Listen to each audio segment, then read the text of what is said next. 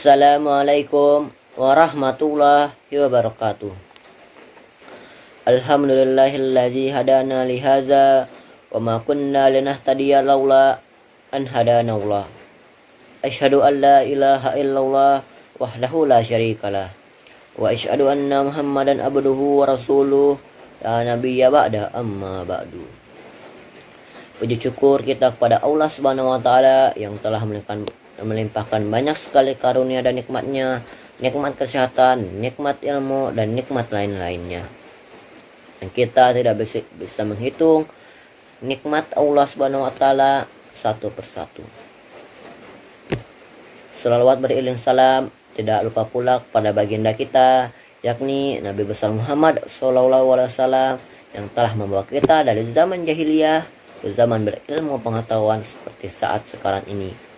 Mudah-mudahan dengan kita membaca Allahumma sholli ala Muhammad wa ala ali Muhammad, kita bisa mendapatkan syafaatnya di yaumul mahsyar nanti. Ummati, ummati, ummati. Baiklah, pada kesempatan ini saya akan menyampaikan kultum tentang meningkatkan iman dan takwa di saat pandemi ini. Iman dan takwa di saat pandemi ini sangatlah penting. Apalagi kita sebagai muslim harus bisa meningkatkan iman dan takwa agar kita bisa menjadi muslim yang sejati, muslim yang selalu beriman dan bertakwa kepada Allah Subhanahu wa taala. Setiap muslim pasti menginginkan iman dan takwanya bagus dan tinggi seperti Rasulullah SAW mempunyai iman dan takwanya tinggi dan bagus. Menurut saya, ada beberapa cara agar kita bisa meningkatkan iman dan takwa apalagi di saat pandemi ini. Yang pertama, tetap sabar, istiqomah, dan yakin bahwa pandemi ini akan segera berakhir dan kita bisa melaluinya bersama-sama. Rasulullah SAW bersabda, jika kalian mendengar ada wabah di suatu negeri, janganlah kalian memasuki negeri tersebut. Tetapi jika wabah itu ada di negeri kalian, janganlah kalian memasuki negeri tersebut. Hadis riwayat Bukhari dan Muslim. Rasulullah SAW menjelaskan di dalam hadis ini bahwasanya kita dilarang kemana-mana seperti yang dianjurkan pemerintah. Kita tidak boleh memasuki negeri orang jika di dalam negeri tersebut ada suatu wabah seperti wabah penyakit. Seperti yang dianjurkan pemerintah, kita tidak boleh kemana-mana, tetap diam di rumah. Jika tidak ada keperluan yang mendesak, kita tetap mematuhi protokol kesehatan yang ketat. Kita tetap mematuhi protokol kesehatan yang ketat. Rasulullah SAW bersabda, barang siapa yang taat pada pemimpin, maka ia telah taat padaku. Barang siapa yang telah durhaka pada pemimpin, maka ia telah durhaka padaku. Hadis riwayat Muslim.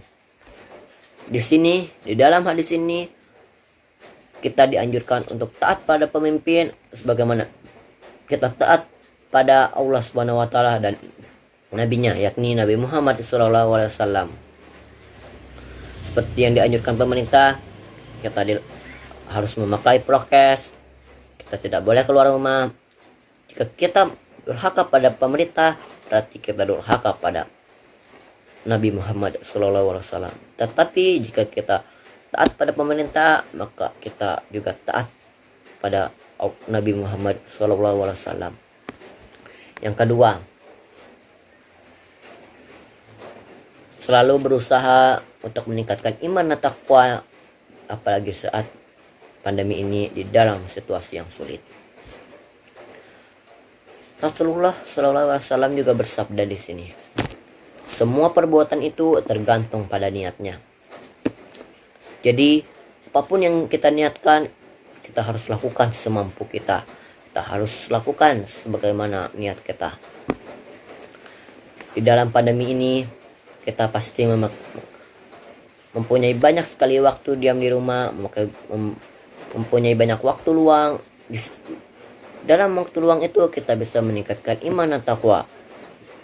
Kita bisa mengaji, kita bisa menghafal Al-Quran, kita bisa melaksanakan puasa sunnah karena kita tidak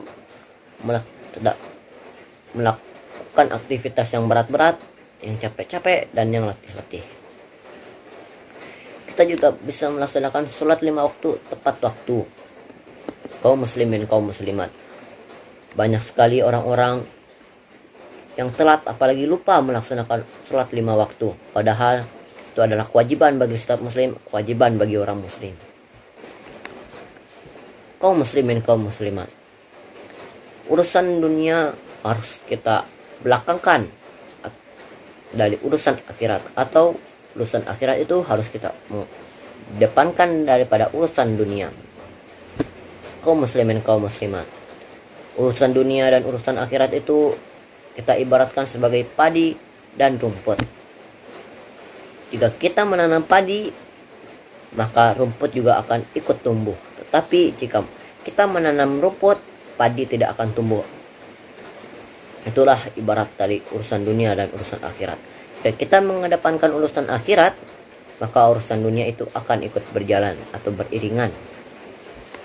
Tapi jika kita mengedepankan urusan dunia, maka urusan akhirat tidak akan ikut atau tidak akan beriringan. Yang ketiga,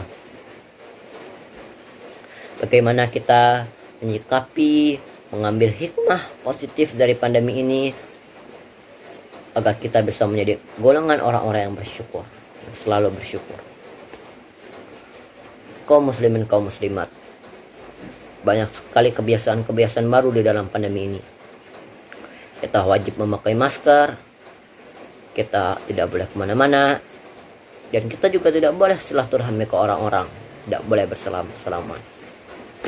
Di antara kebiasaan-kebiasaan baru itu, banyak keluhan-keluhan di antara kita.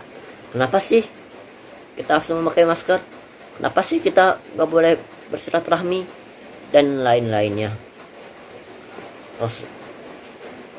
Kaum muslimin, kaum muslimat, sebaiknya kita harus mengganti kata kenapa sih itu menjadi hikmah. Apa sih hikmah pandemi ini? Apa sih hikmah kita memakai masker? Kaum muslimin, kaum muslimat, janganlah kita sekali-kali menanya atau berbicara kapan sih pandemi ini cepat berakhir.